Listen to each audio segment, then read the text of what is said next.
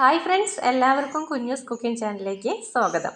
അപ്പോൾ ഞാനിന്ന് ഇവിടെ അയില തേങ്ങാപ്പാൽ പിഴിഞ്ഞിട്ട് ഇരുമ്പമ്പുളിയൊക്കെ ഇട്ടിട്ട് നമുക്കൊന്ന് കറി വയ്ക്കാം കേട്ടോ. അപ്പോൾ നല്ല അയില തന്നെയാണ് കിട്ടിയിരിക്കുന്നത്. ഞാനിതൊന്ന് നന്നാക്കി ഫ്രഷാക്കി കഴുകിയിട്ട് എടുത്തിട്ട് വരാം കേട്ടോ.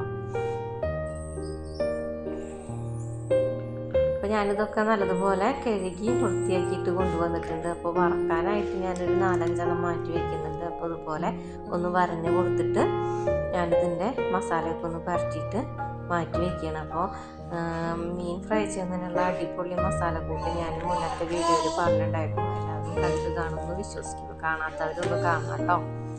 പിന്നെ ഇത്രയും കഷ്ണങ്ങൾക്ക് ഞാൻ 1 ടീസ്പൂൺ മുളക് പൊടി, പിന്നെ 1 ടീസ്പൂണ് ഉപ്പ്, 1 ടീസ്പൂൺ മഞ്ഞൾപ്പൊടിയും കൂടിയിട്ട് നല്ലതുപോലെ ഒന്ന് കൂട്ടി തിരുമ്പി വെക്കുന്നുണ്ട്. അപ്പോൾ അതിൻ്റെ കൂട്ടത്തിൽ 1 ടീസ്പൂണ് കുരുമുളക് പൊടിയും കൂടി ഇട്ട് കൊടുത്തിട്ട് നല്ലതുപോലെ ഒന്ന് കൂട്ടി തിരുമ്പിയിട്ട് ഞാനൊന്ന് മാറ്റി വയ്ക്കുന്നുണ്ട്. അപ്പോൾ നമ്മുടെ പാലൊക്കെ പിഴിഞ്ഞൊന്ന് വരുമ്പോഴേക്കും ഇതൊന്ന് സെറ്റായി കിട്ടാൻ വേണ്ടിയിട്ടാട്ടോ. പിന്നെ ഞാനൊരു പാൻ അടപ്പത്തേക്ക് വെക്കുന്നുണ്ട്. ഒരു പാത്രം, ഒരു ചെറിയൊരു ഉരുളിയാണ്. അതിലേക്ക് 3 ടീസ്പൂണ് മല്ലിപ്പൊടി ഇട്ട് കൊടുക്കുന്നുണ്ട്, 3 ടീസ്പൂണ് മുളക് പൊടി ഇട്ട് കൊടുക്കുന്നുണ്ട്, 1/2 ടീസ്പൂണ് മഞ്ഞൾപ്പൊടിയും കൂടി ഇട്ട് കൊടുത്തിട്ട് നല്ലതുപോലെ ഒന്ന് ചൂടാക്കി എടുക്കുന്നുണ്ട്. സ്റ്റൗവിൻ്റെ ഫ്ലെയിം എപ്പോഴും ഏറ്റവും സിമ്മിൽ ഇട്ട് കൊടുക്കണം. പെട്ടെന്ന് അലച്ചാൽ കരിഞ്ഞു പോകും കേട്ടോ. പിന്നെ ഞാനിതിലേക്ക് ഒഴിക്കുന്നത് നമ്മുടെ 1 തേങ്ങ ഫുള്ളായിട്ട് എടുത്തിട്ട് അതിൻ്റെ 2ാം പാലാണ് പിഴിഞ്ഞൊഴിക്കുന്നത്. പിന്നെ പുളിക്കനുസരിച്ച് ഞാൻ ഇരുമ്പമ്പുളി, പാകത്തിനുള്ള പുളിക്കനുസരിച്ച് ഇരുമ്പമ്പുളിയാണ് ഞാൻ ഇട്ട് കൊടുക്കുന്നത്. പിന്നെ ഒരു 4 ചുവന്നുള്ളിയും 1 കഷ്ണം ഇഞ്ചിയും ചതച്ചതും കൂടി ഇട്ട് കൊടുക്കുന്നുണ്ട്. കറിവേപ്പിലയും കൂടി ഇട്ട് കൊടുത്തതിന് ശേഷം നന്നായി ഞാനിതൊന്ന് തിളപ്പിച്ചെടുക്കുന്നുണ്ട്. തിള വന്നതിന് ശേഷം നമ്മുടെ മസാലയൊക്കെ പറ്റി വെച്ചിട്ടുള്ള നമ്മുടെ മീൻ കഷ്ണങ്ങൾ ഞാനിതിലേക്ക് ഇട്ട് കൊടുക്കുന്നുണ്ട് കേട്ടോ. എന്നിട്ട് ഫുള്ള് ഫ്ലെയിമിൽ ഞാൻ വെക്കുന്നുണ്ട്. അപ്പോൾ നമ്മുടെ മീൻ കറിയൊക്കെ നല്ലതുപോലെ തിളച്ചുകൊണ്ടിരിക്കുകയാണ്. ഇതിലേക്ക് ഞാനൊരു 10 പച്ചമുളക് കീറിയതും കൂടി ഇട്ട് കൊടുക്കുന്നുണ്ട്. അപ്പോൾ നമ്മുടെ മീൻ കറിയൊക്കെ ഏകദേശം നല്ലതുപോലെ വെന്ത് തിളച്ച് വറ്റി വരുന്നതോട് കൂടിയിട്ട് 1ാം പാല് ഞാൻ ഒഴിച്ചു കൊടുക്കുന്നുണ്ട്.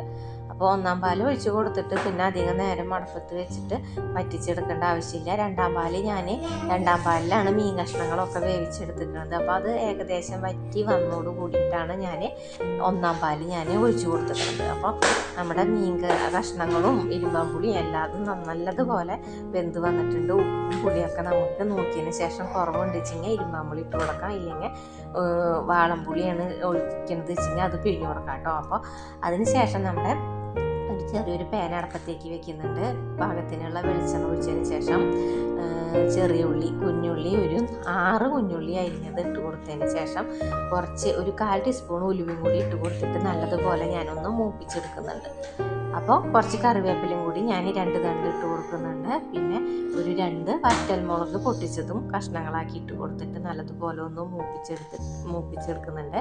അതിനുശേഷം ഞാൻ സ്റ്റൗവിൻ്റെ ഫ്ലെയിം ഓഫാക്കിയതിന് ശേഷം 1 ടീസ്പൂണ് മുളക് പൊടി ഇട്ട് കൊടുത്തിട്ട് ഞാൻ അതൊന്ന് ഇളക്കുക. നന്നായി മൂക്കാനൊന്നും നിൽക്കണ്ട.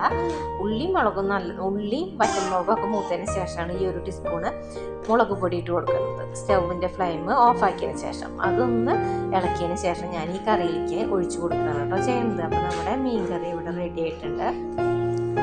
അപ്പോൾ നിങ്ങൾക്ക് ഇരുമ്പാമ്പുളി ഇല്ല ചിങ്ങ വാളംപുളി അല്ല ചിങ്ങ കുടംപുളി ആയിട്ടും ഇട്ട് കൊടുത്താലും മതി കേട്ടോ. അപ്പോൾ പുളി അല്ലെങ്കിൽ വാളംപുളി പിഴിഞ്ഞ് ഒഴിച്ചാലും മതി, അല്ലെങ്കിൽ കുടംപുളി ഇട്ട് കൊടുത്താൽ മതി. ഞാൻ എൻ്റെ കയ്യിൽ ഇരുമ്പാമ്പുളി ഉള്ള കാരണമാണ് ഞാൻ ഇരുമ്പാമ്പുളി ഇട്ട് കൊടുത്തത് കേട്ടോ.